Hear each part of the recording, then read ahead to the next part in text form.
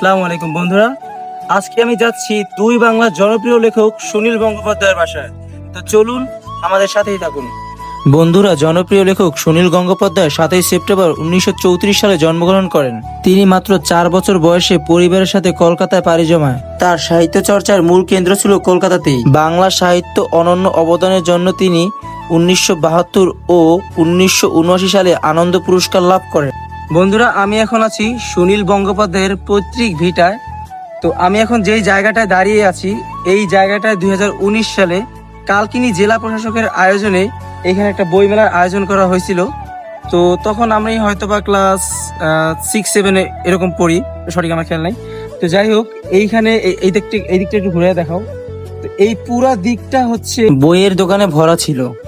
বন্ধুরা, আপনাদের আরো একটা কথা জানিয়ে রাখি, 2019 সালে যখন এখানে সুনীল মেলাটা হয়, তো সেটা ছিল তার 85তম জন্মদিন। তার 85তম জন্মদিন উপলক্ষে মেলাটার আয়োজন করা হয়েছিল। তো একটা মজার বিষয় হচ্ছে যে একদম প্রথম 2 দিনের ভিতরে সুনীল গঙ্গোপাধ্যায়ের যে বইগুলো ছিল তা প্রথম 2 দিনের ভিতরে সব বিক্রি হয়ে গেছিল। পরবর্তীতে শেষের দিকে আমরা কেউ বই কিনতে পারি নাই। আর আপনাদের আরো একটা কথা বলে রাখি, এইখানে আসার আগে আমার একটা ফ্রেন্ড আছে, ওর বাসায় খুব কাছেই। তো ওরে আমরা ফোন দিছি, ওর ফোন দিয়ে ওর সাথে নিয়ে আসছি। তো ও হয়তোবা কিছুক্ষণের মধ্যে আমাদের এখানে চলে আসবে। তো ও আসলে ওর কাছে আমরা কিছু প্রশ্ন করব, ওর কাছে জিজ্ঞেস করব যে ও এই সুনীল গঙ্গোপাধ্যায় সম্পর্কে কিছু জানে কিনা। তো চলুন তার বাসায় যাওয়া যাক। যেতে যেতে আমি ওকে প্রশ্ন করলাম, দোস্ত, তোর তো অনেক কিছু জানা উচিত এই বাড়িটা সম্পর্কে, যেহেতু তুই এখানকার স্থানীয় ছেলে।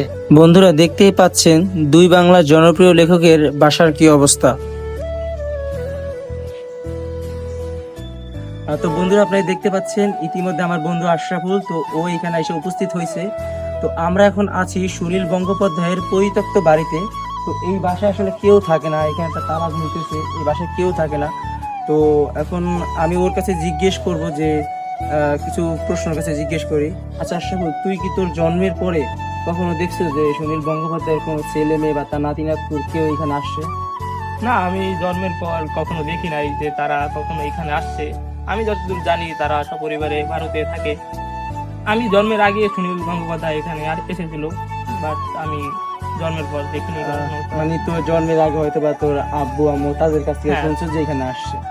তো এইখানে যে 2019 সালে তার 85তম জন্মদিন উপলক্ষে এখানে একটা মেলার আয়োজন হয়েছিল, তোর কি ওই কথাটা কি মনে আছে?